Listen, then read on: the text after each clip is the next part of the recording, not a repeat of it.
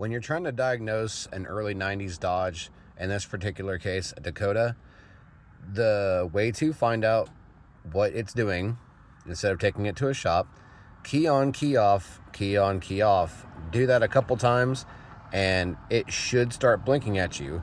In this case, it took a couple tries, and it will start blinking here shortly.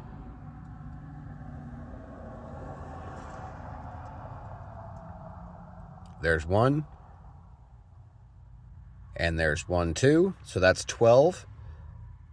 Here's 1, and 1, that's 11, so 12 and 11.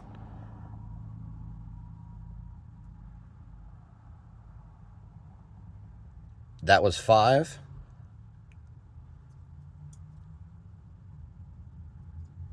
And another 5. So that's 55. 12, 11, 55. In this particular case, that is a crank position sensor fault code. So there you go.